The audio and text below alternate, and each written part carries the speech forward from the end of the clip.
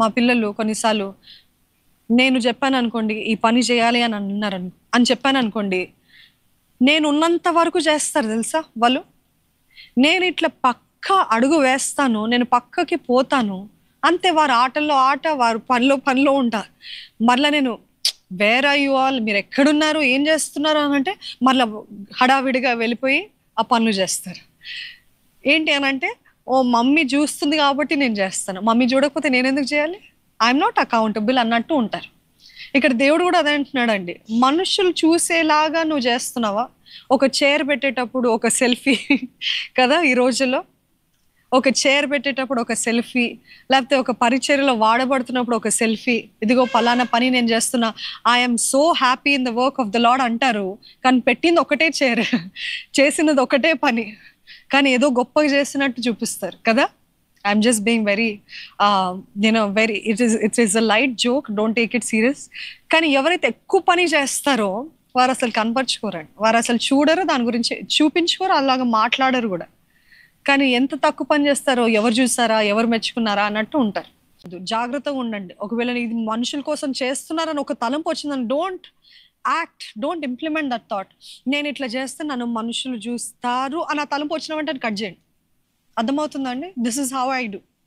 నాకు మనుషుల దగ్గర నుండి మెప్పు వస్తుంది అని అంటే చాలు, I will be like, no no lord, lord, not to me, not to me. నాకు కాదు ప్రభా, నాకు కాదు, సమస్త ఘనత మహిమ నీకు రావాలి ప్రభా అని అంటాను. ఇది నా గొప్పతనం కోసం చెప్పట్లేదు, I'm just telling you practically. ఎలాగంటే, ఒకవేళ మీకు మనుషుల కోసం ఇది చేయాలని అనిపించింది అనుకోండి, వెంటనే ఆ థాట్ని కట్ చేసి జాగ్రత్తగా ఉండాలంట.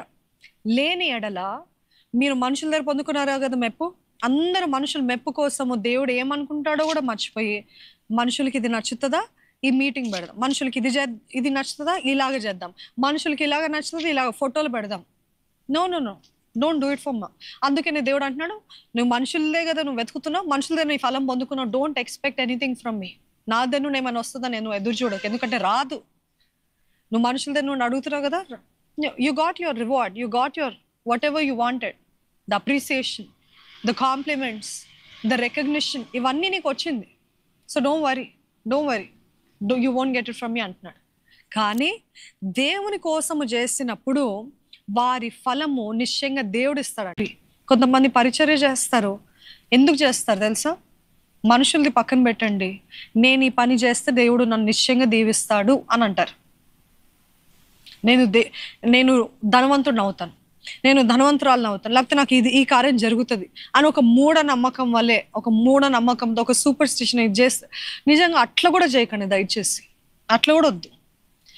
ఇష్టపూర్వకంగా అన్నాడు చూడండి, ఇప్పుడే చదవం కదా, ఇష్టపూర్వకంగా సేవ చేయాలంట. When you're serving, you have to serve with love, with passion. Because I love Jesus, I'm doing it. Because I love God, I'm doing it. It is not because of anything. It is not because he will bless me, నన్ను ఆశీర్వదిస్తాడని, లేకపోతే నాకు గుర్తింపు వస్తుందని, ఇవన్నీ కాదు. I do it because I love him అనే మనస్తత్వం ఉందా? అటువంటి మనస్తత్వాన్ని దేవుడు ఆశీర్వదించకుండా ఉండలేడు, అట్లాంటి అసలు ఆశీర్వించబడకుండా ఉండలేరు.